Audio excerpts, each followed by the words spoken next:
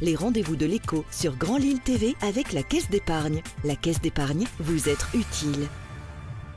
Bonjour à toutes et à tous et bienvenue sur Grand Lille TV pour cette nouvelle édition du Rendez-vous de l'écho. On va parler des 3 jours gourmands. C'est ce week-end du 9 au 11 novembre au Pasino de Saint-Amand. C'est un rendez-vous annuel incontournable pour tous les gourmands dans la région.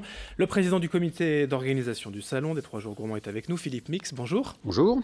Ce salon des 3 jours gourmands, en outre, organisé par le Lions Club de Saint-Amand, je le disais, rendez-vous annuel qui a définitivement trouvé sa place. Ça fait combien d'années maintenant que ça existe ? Là, on est à la 28e édition, donc on peut dire que ce salon il est plus qu'installé maintenant dans le paysage gastronomique, gourmand et gourmet des Hauts-de-France.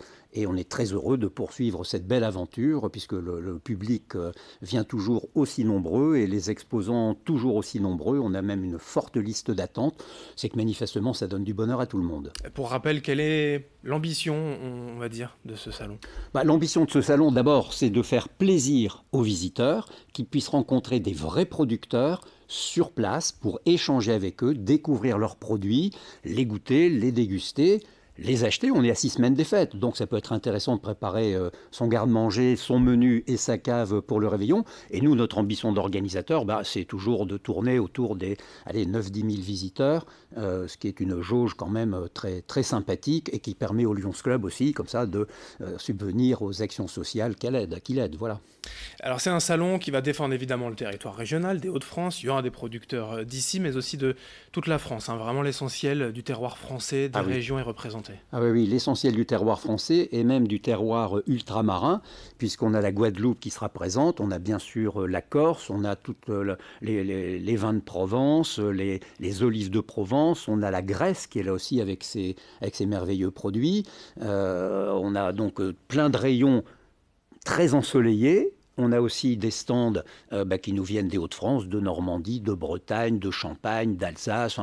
Le pays est représenté et il y a même donc quelques petites excroissances étrangères, avec le Porto par exemple, qu'on consomme avec modération, mais on a une gamme de Porto qui est absolument remarquable. Alors il y a à manger, il y a à boire, ces exposants, vous le disiez, attendent de venir au salon des 3 jours gourmands. Il y a une liste d'attente. Comment est-ce que vous les sourcez ? Comment est-ce que vous allez les chercher ? Alors, le principe, c'est que nous allons, nous organisateurs, à la rencontre dans les territoires pour découvrir les producteurs en fonction d'informations qu'on a eues, de lectures que l'on fait, mais on veut aller voir sur place et rencontrer les producteurs pour être sûr de ne pas se faire gentiment gruger.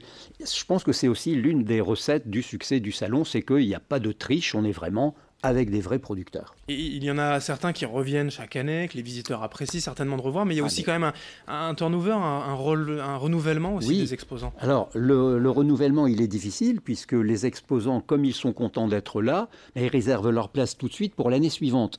Donc, sauf départ en retraite, cessation d'activité pour des raisons familiales ou autres, ou décès, ce qui est arrivé malheureusement cette année, on a très très peu de nouveaux exposants à accueillir. Néanmoins, chaque année, il y en a toujours 2 ou 3 ou 4 ou 5 qu'on arrive à faire entrer, toujours un peu de nouveauté, pour des raisons qui font que certains ne peuvent plus être là. Alors vous parliez des fêtes, c'est vrai que c'est l'occasion d'aller acheter son menu, des réveillons.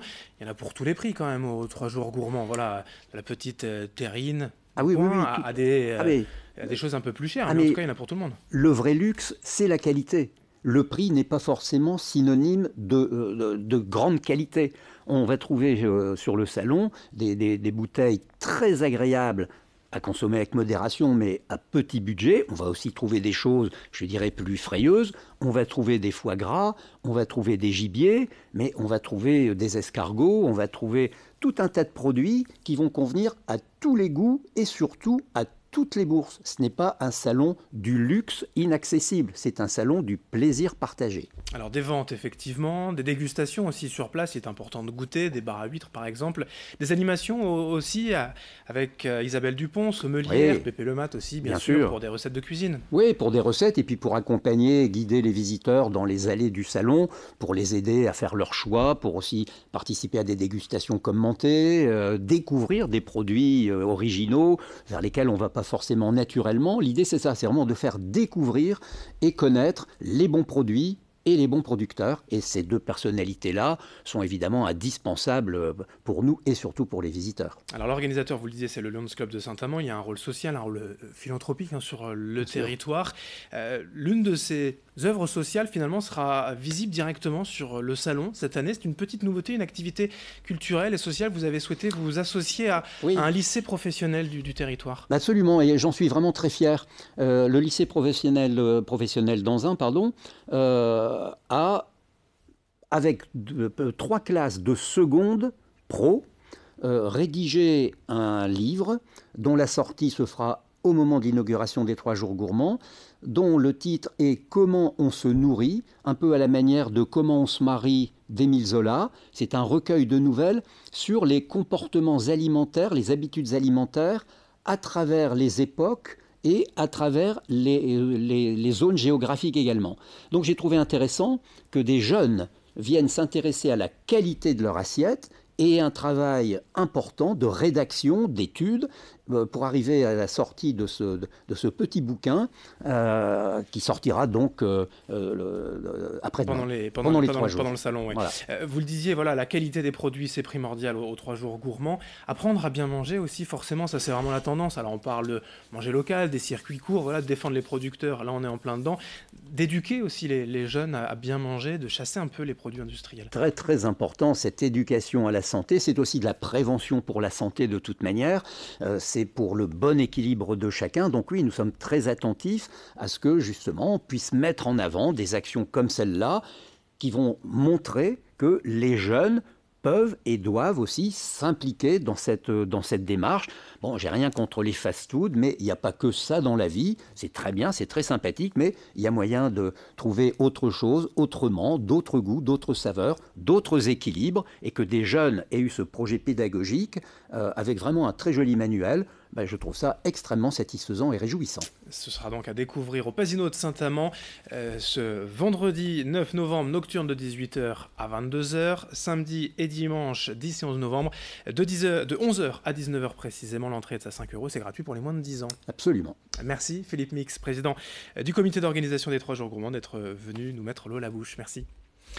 Voilà pour cette édition. Merci de votre fidélité. L'information continue dans un instant sur Grand Lille TV. Les rendez-vous de l'écho sur Grand Lille TV avec la Caisse d'épargne. La Caisse d'épargne, vous êtes utile.